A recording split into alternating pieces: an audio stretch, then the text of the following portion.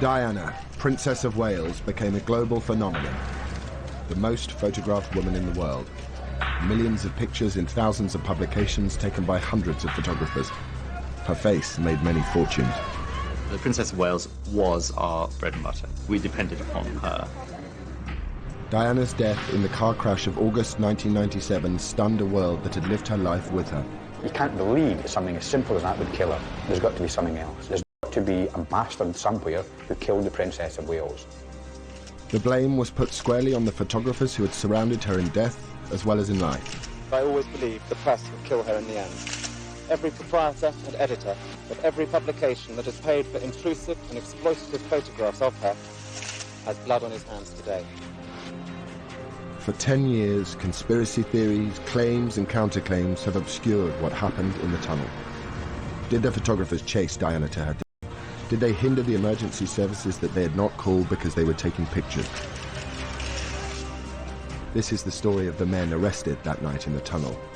They witnessed and recorded one of the iconic moments of the 20th century. For one night, their pictures were amongst the most valuable press photographs ever taken. But for 10 long years, they have paid a heavy price for being there. Their photographs have not been seen on television, and they have never felt able to tell their side of the story to a world still mourning the death of Diana. Until now.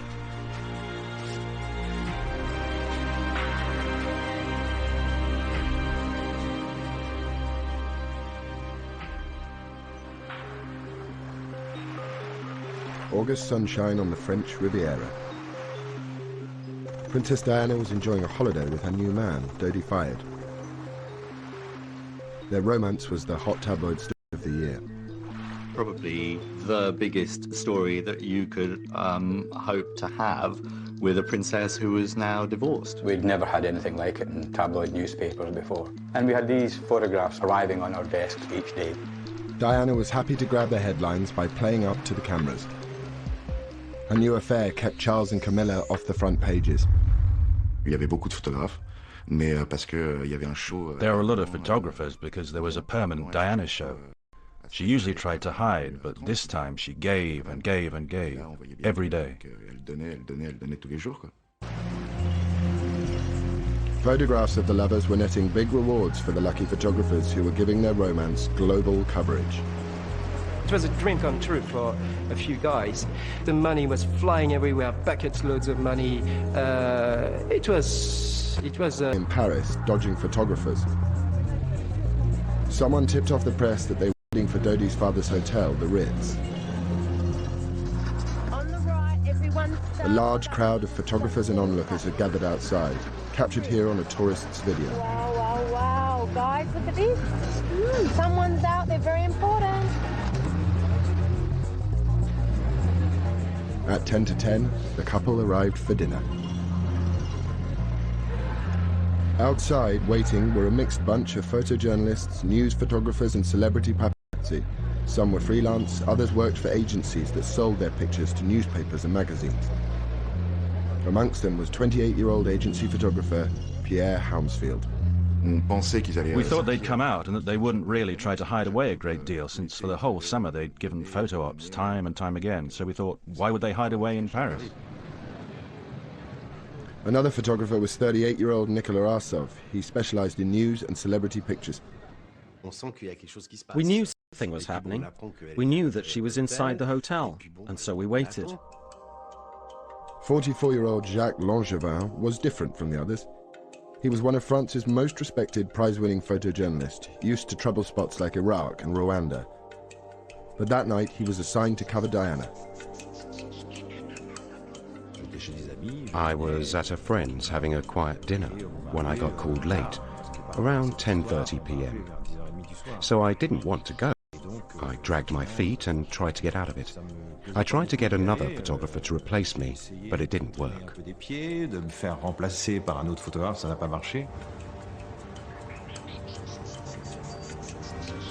Langevin joined the press pack outside the Ritz. There he saw the hotel's acting head of security, Henri Paul, chatting to photographers.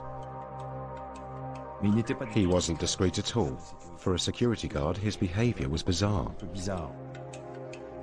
he was like, oh, don't worry, they'll come out through the front, 10 minutes, 15 minutes, 20 minutes. You know, he came back 2-3 times, you know, and it was always changing. So we instantly felt, uh-oh, they are trying something here.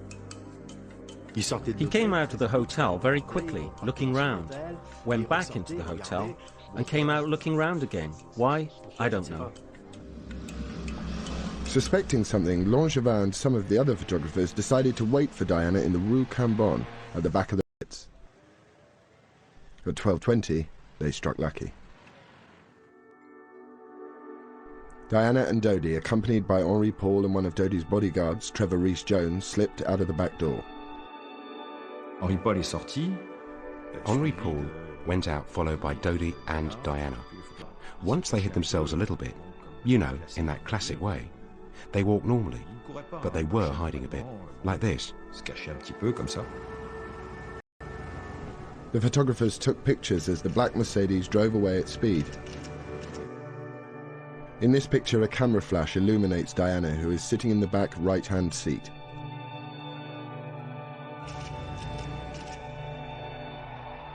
In this picture, we see Henri Paul at the wheel. Trevor Rhys-Jones is in the front passenger seat, raising his hand. Diana is in the back with her head down. Dodie is on her left, but not visible. This is one of the last photographs taken before the crash. I was happy. I'd taken pictures. I'd fulfilled my mission. So I didn't intend to follow them because I'd come by car, and I can't follow a car taking off like that. At the front of the Ritz, 2 decoy vehicles faked a departure, seen here in the tourist video. And here, caught on the hotel's security cameras. As they pulled away, some of the waiting photographers knew they'd been duped. When I realized that they had left, I felt, oh yeah, mistake, you know. But again, it's a mistake, but, you know, shit happens. Nicola Arsov also missed getting shots of Diana. I said to the colleagues that were with me, right, I've had enough. I'm not going. Other photographers did give chase, in cars and on motorbikes. Some nearly caught up with the Mercedes by the Place de la Concorde. At the lights, Henri Paul sped. He accelerated along the riverside, leaving the photographers behind. At 12:23, on August the 31st, 1997, he raced into the Alma Tunnel and into history.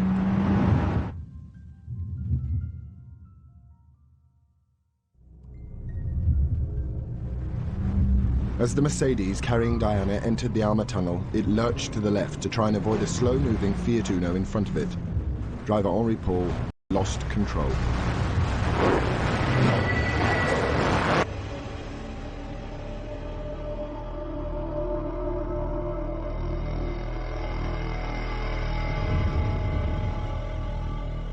The car slammed into the 13th concrete pillar at 65 miles an hour.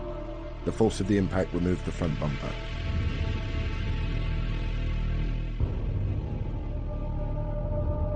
The car then spun round 180 degrees and smashed into the opposite wall.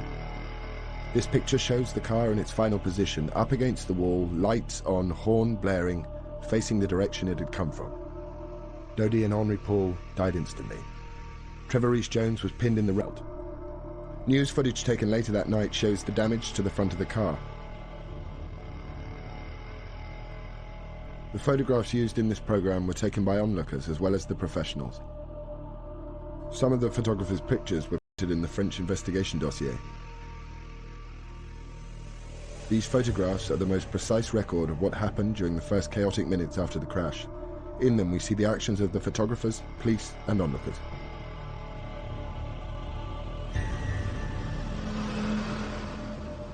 The first to arrive on the scene was 24-year-old photographer Romuald Ra and his driver. They were about 30 seconds or 600 meters behind the Mercedes. Ra had a diploma in first aid. He was the first to approach the car and open the rear door to see what he could do. J'ai eu un choc pendant quelques secondes. Je me suis un petit peu écarté de la voiture.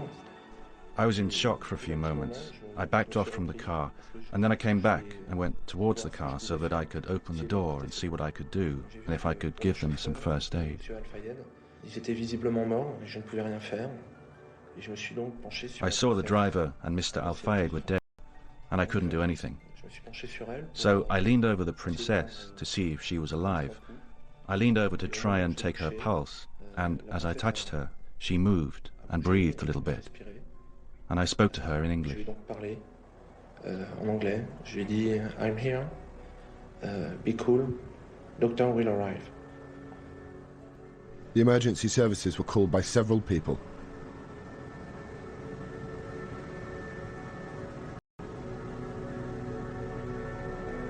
Next on the scene, amazingly, was an off-duty doctor trained in emergency medicine. Dr. Frédéric Maillet was driving in the opposite direction with a friend, Marc Butt, when they saw the wreckage.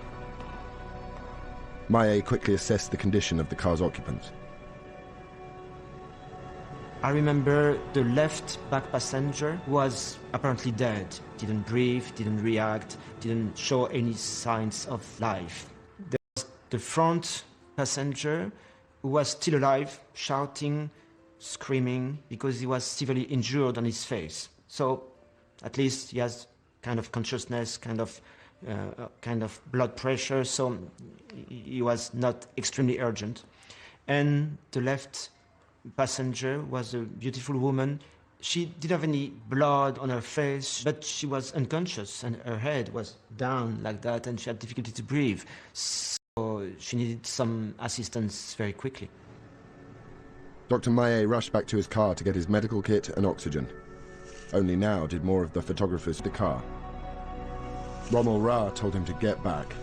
It took me just maybe 1 minute to go and come back from my car. And these people, like 3 or 4 people, were walking around the wreckage. When I went inside the car to give assistance to the beautiful lady, they began to take a lot of pictures with a lot of flash. This is one of the earliest pictures taken. Many photographs of Diana were taken that night. We will not be showing her face. Diana is jammed between the front and back seats. Dr. Maillet is administering oxygen to her. I know it's very surprising for everybody, but I didn't recognize her because my attention was focused on so many other things. I didn't have time to try to understand who she was.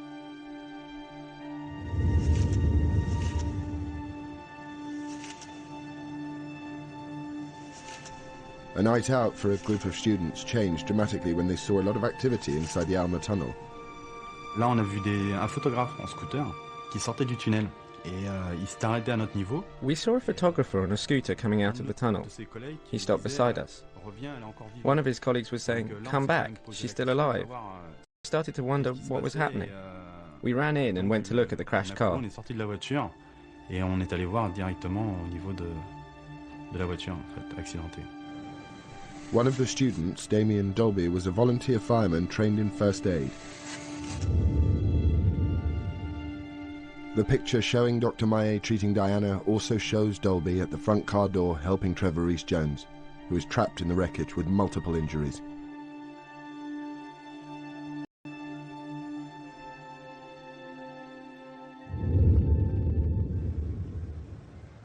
One of the accusations against the photographers was that they impeded the treatment of the injured. The thing that got to me was that they had very huge lenses and they were taking pictures very close to the car, almost even with the car door, very, very, very close. On avait décidé de quand même de repousser un petit peu les photographes, de laisser un petit peu de place. We decided to push the photographers back so as to leave some space for Damien and a doctor who was close to the car. We pushed them back without actually touching them. They showed no resistance. Ils n'ont pas insisté là-dessus, donc là-dessus ils sont reculés sans problème.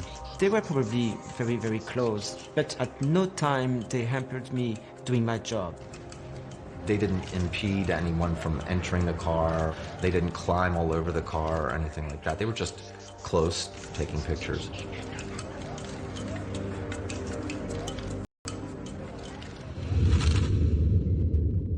This picture was probably in the car, a mixture for onlookers and photographers. From this angle, it does not appear that any photographers' vehicles are obstructing the tunnel. The damage to the left side of the car, where it hit the wall, is extensive. The exhaust has fallen off. Dr. Maillet and Damien Dolby are still attending to Diana and Trevor Rees-Jones. 2 policemen had arrived. One of them is keeping the photographers away from the car. It was a bit chaotic because you had the police trying to make a perimeter around the accident and trying to back the photographers up. You had one of the passers-by yelling at a photographer. Pushed away from the car, the photographers continued to take pictures. In this picture taken from a distance of about 15 feet, one of the policemen is looking into the rear of the car. They had recognized Princess Diana and called for backup. This picture was taken by an American tourist. In it, we can see a policeman controlling a couple of the photographers. The enormity of the event was beginning to register with many in the tunnel. One of the photographers, Fabrice Chasserie, called his boss for advice.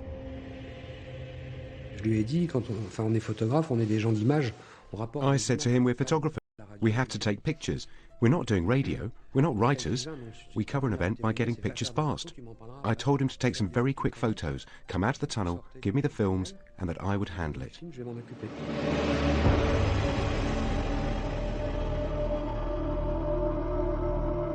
"9 minutes after the crash, a fire and rescue crew trained in emergency medicine arrived. At this point, Dr. Maillet handed over the care of Diana to them and left the tunnel. I thought that this beautiful woman who had a good chance to live, because I thought it was just a head injury. Diana's external injuries appeared slight. No one realized how serious her internal injuries were. In the picture, the fire crews are in the difficult process of extracting Diana and Trevor Rees-Jones from the car. Jacques Langevin, who'd got his shots of Diana at the Ritz, was on his way home when he saw the crashed Mercedes. I didn't make the connection between the car and the photographers. I was probably a bit slow. Obviously, after 30 seconds, my brain finally engaged, and to me it was impossible that the people that I'd been photographing 10 minutes before were the people in the crashed car. I realized that it was such an incredible event. I started to take pictures as well. Over. I was surprised. Why was he there? I turned like this because I was on my motorbike and I saw the car. Shit, a completely smashed up car with people surrounding it. And it's terrible. What am I going to say? But I said, they are completely messed up. But not for 1 second did I think it was Diana and Dodie's car. Not at all. It's he who said to me, you don't understand. I said, understand what? He said, it's Diana's car.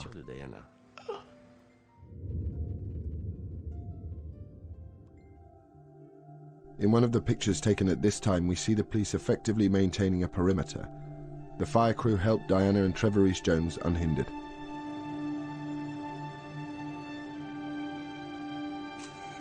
Approximately 17 minutes after the crash, an ambulance for Diana arrived. Because of the condition of the car and the nature of her injuries, it was some time before Diana could be transferred to it. Two photographers who'd missed Diana and Dodie at the Ritz heard of the crash and rushed to the tunnel. By the time they arrived, the riot police were there too. I ran down, I had the glimpse of the tunnel, a split second, and a riot policeman stopped me, insulted me. I don't remember which term, but I heard, names, and he threw me outside. Je faisais des photos d'ambiance de la scène. I was taking photos of the scene, and a little group of policemen asked me to stop taking photos. I did, and they asked me for my film. I really didn't want to give them my film. We had a rather terse discussion. I ended up opening the canister and taking out the film. That meant I didn't have the photos, but neither did they. But some of the photographers had got their films out of the tunnel. Pictures of the injured Diana would be worth hundreds of thousands of pounds. In North London, Ken Lennox, picture editor of The Sun, was woken by his ringing phone. It was an unusual telephone call. A slightly panicked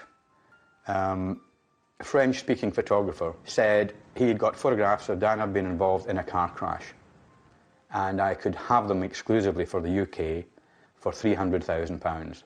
My heart jumped. I didn't waste time. I had to see these pictures, but in principle I'd said yes to buying them. A few miles A photographer and picture agent Lionel Chiraud was also woken with the news. I got a call from somebody in Paris who's got pictures of the accident. So I said, yes, please get hold of these pictures and arrange to have them wired. In Paris, the police chief, Phillips Massoni, had sealed off the tunnel. À partir du moment où il est arrivé, on a été pris dans la nasse. From the off, back off. And then they told us to go to the end of the tunnel. D'aller au fond du tunnel. Ils nous ont dit, They said to us, you photographers, and put us against the wall, brought us our bags. Is this yours, or this one, or this one? And everyone had their photographer's bag at their feet. And there they searched us as well. Every policeman patted us down to see if we had hidden films. Martine Montet, head of the elite criminal brigade, had the photographers questioned. She quickly gave the order that they be held on suspicion of causing the accident. We didn't have any witnesses because it was the middle of the night. Very few people, well, no one saw what really happened. However, we quickly understood the paparazzi were behind and around the car, a bit like an escort, if you like. They were trying to take photos of them and find out where the car was going. It wasn't anything extraordinary because they are notorious for it. C'est leur notoriété.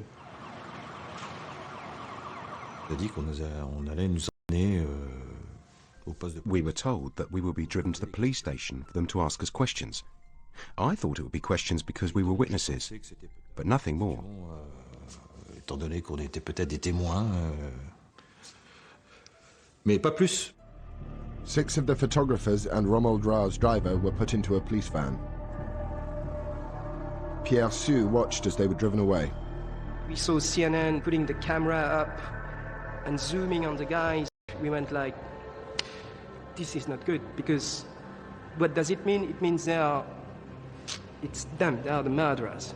You know, they are guilty. The photographers in the van believed they were simply witnesses to a terrible accident. They had no idea of the ordeal that lay ahead.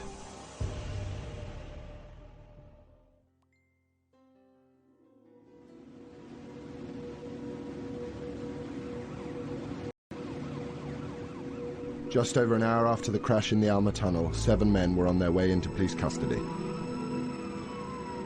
We arrived in the middle of the night, and we were interrogated, photographed, handcuffed. Only now did the photographers realize they were suspects and could be charged with involuntary manslaughter and non-assistance to persons in danger. They faced a potential 5-year jail sentence. I was stunned when I heard that. They'd gone mad, I thought. Me, I refused to sign that accusation. I thought it was ridiculous and stupid. We hadn't done anything. We had a press card. We were journalists, and here we were in a Paris police station. And we were completely naked, in front of all the police. Pistol. Diana had been in the car for 37 minutes, semi-conscious, before the emergency services could lift her out. As she was, she suffered a heart attack. It took 40 minutes to stabilize her before the ambulance could set off. Photographer Pierre Sue saw it come to a halt minutes later. You can, from there, see the entrance of the hospital. Virtually, you can see it. It's about 400-500 yards away. And the ambulance stops. So we go, uh-oh, something is getting worse. And it lasted for ages, a good 15 minutes. Yes, we understood that the situation was critical inside.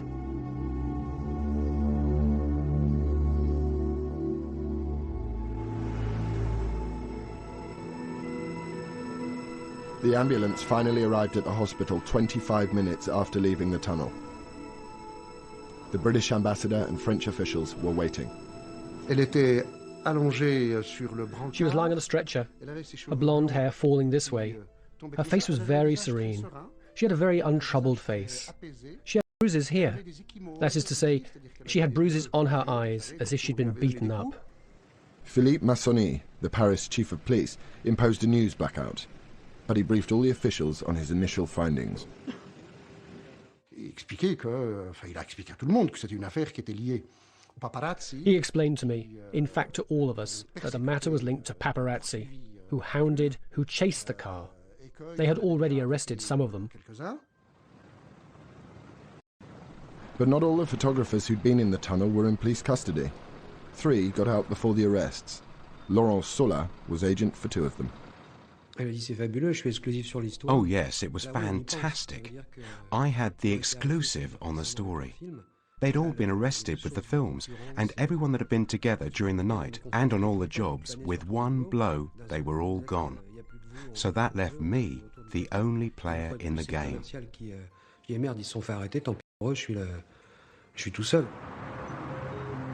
In London, Ken Lennox, wearing his slippers and an old tracksuit, rushed to the Sun offices to see the photographs sent from Paris. I just ran through security, straight up to my electronic picture desk, opened it up, sat in front of it. The first picture jumped up, and I knew right away that we had to have them because she had a trickle of blood coming down her forehead, but she didn't look badly injured. There was no horrific injuries to her at all. So it was a great publishable story. It was going to be absolutely sensational. At the same time, Phil Hall, editor of The Sun's sister paper, The News of the World, was looking at his own set of photographs. I remember sort of looking across and seeing a slightly furtive look on their face, thinking, come on, this is going to be a huge story if this story develops. Any story involving Diana was front-page news, but this promised to be the biggest ever. The world's media was starting to wake up to the events in Paris. The phone went alongside the bed, and it was my editor at the time saying, Dodie's dead and Diana may be dead. And using extremely fruity language, I thought this was a wind-up. I said, you know, don't wind me up. It's 1:15 on a Sunday morning. He said, no, this is true. Dodie's definitely dead. There's been a car crash. Can you come in? Gowing went on air at 2:30 London time. Welcome to BBC World News. I'm Nick Gowing. Diana, Princess of Wales, has been seriously injured and her companion, Al-Fayed, has been killed in a motor accident in the French capital, Paris. Reports say a vehicle carrying the princess and her entourage was being chased by a carload of paparazzi photographers. At News International, the mood rapidly changed from excitement to shock, as reports suggested the paparazzi were to blame. One of my first thoughts, and I remember saying it in the office, was that, gosh, if one of these photographers has caused this accident, we're all going to be in trouble. This could be the end of the free press as we know it, because there'll be a massive, massive backlash against us. I felt sick. I felt anxious about it all. I knew that my photographers would be in trouble on the streets, and it didn't look good. One of the few voices to challenge the report blaming the photographers for Diana's accident was James Whittaker. I'm now joined by James Whittaker, who is the royal correspondent for the Mirror newspaper. There's one thing with the paparazzi following, but the driver doesn't have to drive in such a way that an accident is then caused. What I did think was, how can these people just blame the photographers for doing it? They haven't got a clue what's going on. It wasn't the BBC who were making this judgment about paparazzi. It was already beginning to come out from a number of people. It's the damn paparazzi who were chasing the princess and caused the car to have this serious smash. Whilst who was to blame filled the airwaves, the photographs taken in the tunnel were fetching record-breaking prices. J'étais pratiquement à 20 millions de francs. Il faut faire la conversion, mais c'est énorme. I was practically at 20 million francs. If you do the conversion, it was enormous. An example is that it was double that offered for the photos of Fergie and her charming finance man doing stuff to her feet. At The Sun, heated discussions were taking place about the pictures showing Diana in the crashed car. We looked at the photographs again. He said, what do you think? I said, well, if it doesn't get any worse, we can use these all over the place. If it does get worse and Diana dies, we can't use them anywhere. And he agreed. But it was like a con.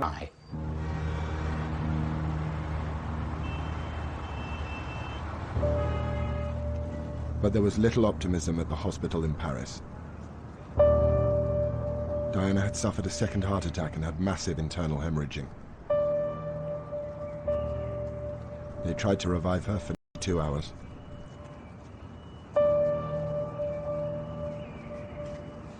At 4 o'clock in the morning, the chief of police was informed by a doctor who came out and said, "It's over."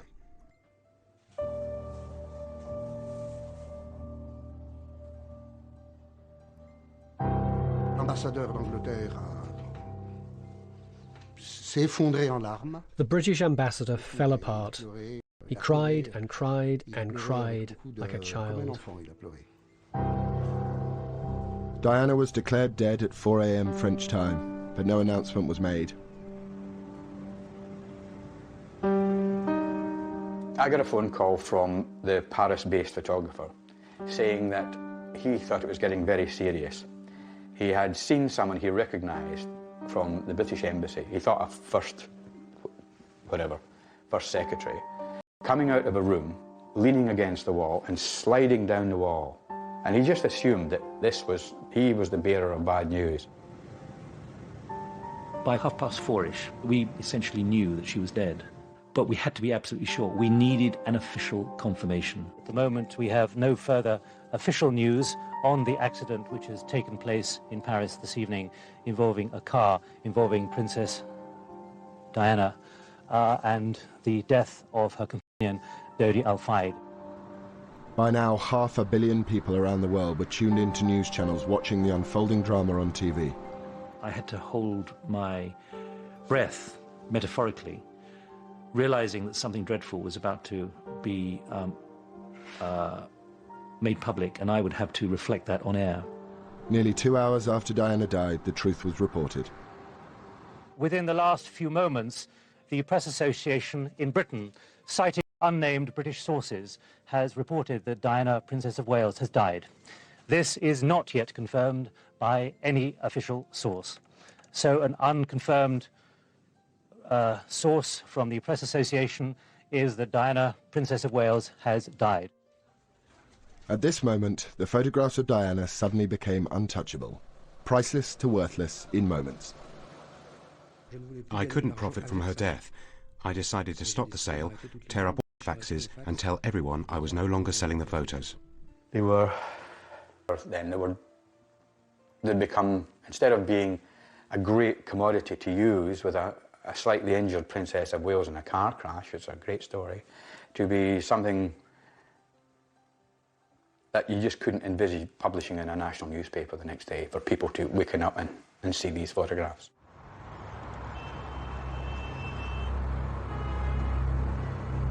At 6 a.m. in Paris, the French Interior Ministry officially announced Diana's death and put forward whom they thought was to blame. S'étant lui-même rendu sur place, d'après les premiers éléments que nous avons recueillis, le véhicule dans lequel avait pris place la princesse était suivi par des journalistes qui tentaient de prendre des photographies.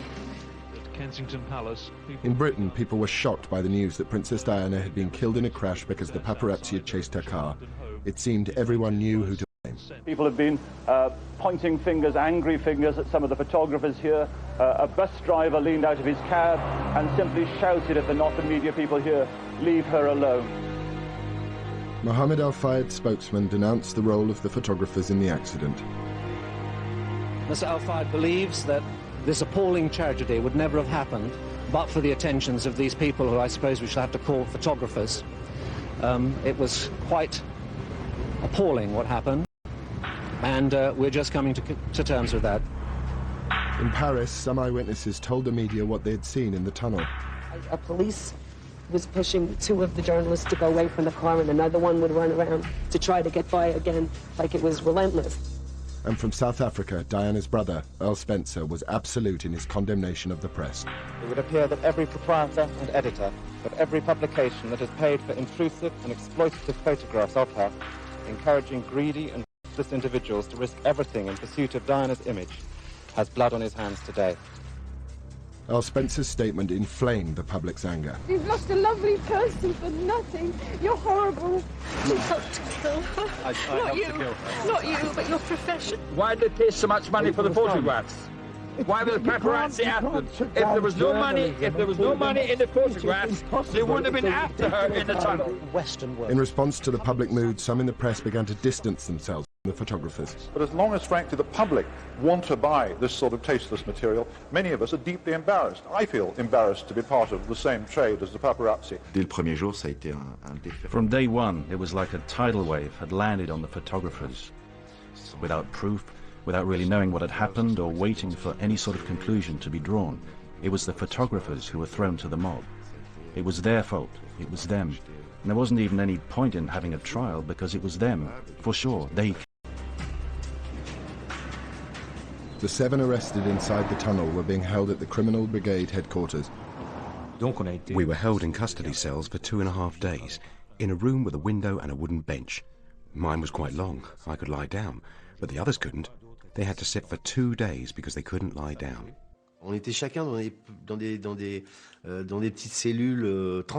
Each of us was put in a transparent cell with a neon light above.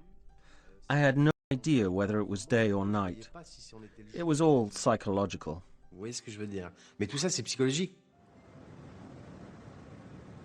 The French authorities had 20 rolls with more than 80 pictures shot in the tunnel, but they wanted them all.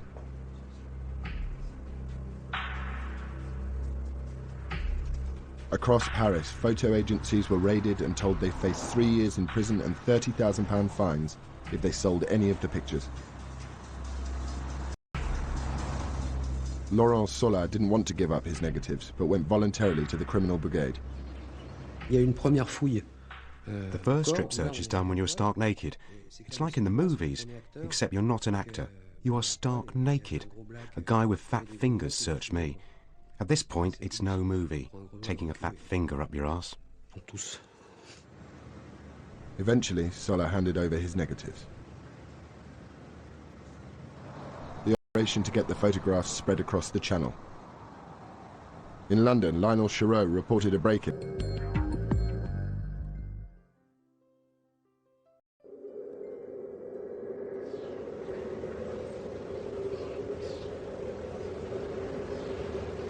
The world was in shock. A day after the death of Diana, Princess of Wales, the French police were still holding 7 men in their cells despite the lack of evidence against them. Then came a stunning revelation. The Paris prosecutor's office disclosed today that the driver of the car in which Princess Diana was fatally injured had an illegal blood alcohol level. He's said to have been more than 3 times over the French limit and twice the British one. Henri Paul's employer, Mohamed Al-Fayed, insisted the photographers were at fault.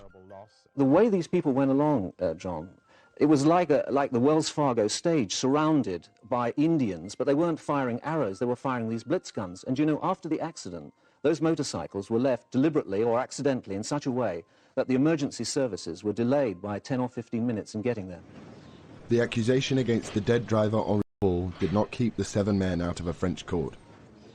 On Tuesday, the 2nd of September, the photographers went before the judge.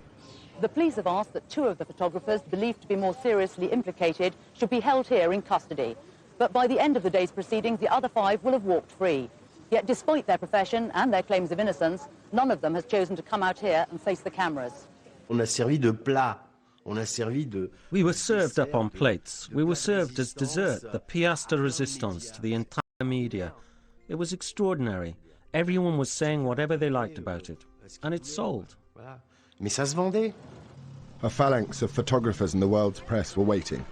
Nicolas Arsov slipped out of a side door.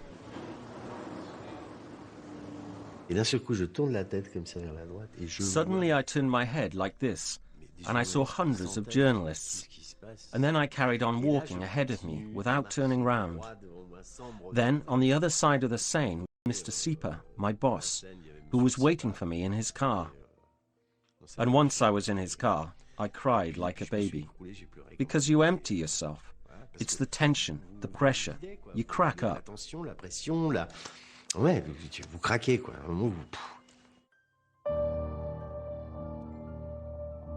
Diana's funeral at Westminster Abbey. A chance for the world to express its grief at her untimely death. It is a point to remember that of all the ironies about Diana, perhaps the greatest was this.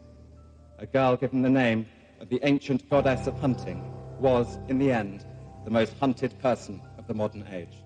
When Diana's brother spoke out against the media, the crowds were with him.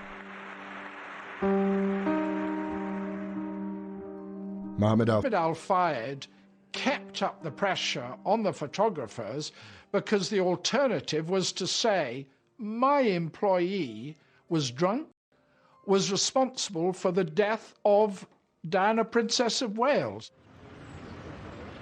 After 2 years, the French completed their investigation and cleared all the photographers of causing the accident. But Al-Fayed refused to accept their findings. He continued his legal battle. In February 2006, 3 of the photographers were found guilty of breaking French privacy laws and were ordered to pay him €1 each, the smallest fine a French court could set. For the photographers it was traumatic. For some, work dried up, and others changed their profession. Today few wish to speak of what they saw and the pictures they took. We were really affected. I mean, we couldn't hang around in the street with a camera without being a murderer. If you were with a camera on the Champs-Élysées, it was, oh, a paparazzi. Any lens size, it was like, he killed the princess. I couldn't go into an enclosed space. I couldn't. I felt not very well. It was the event of the century. You were there, but you didn't ask to be there. For me, it was a trap. A real trap. I'd have preferred if it had never happened to me.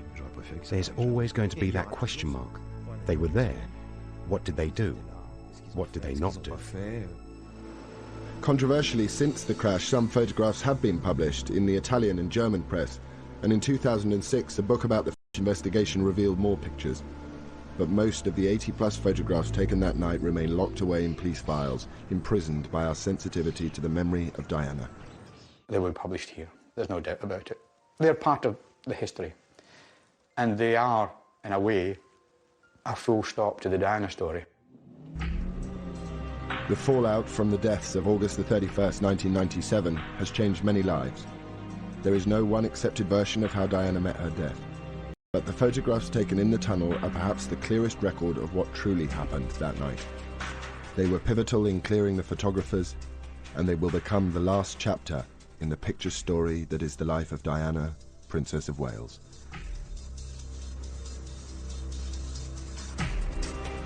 You can let us know your views about tonight's Diana, the witnesses in the tunnel, at channel4.com/Diana debate. And we've scheduled an additional programme later this evening in which the issues raised will be debated. Krishnanguri Murthy chairs Witness in the Tunnel, the debate, at 11:05.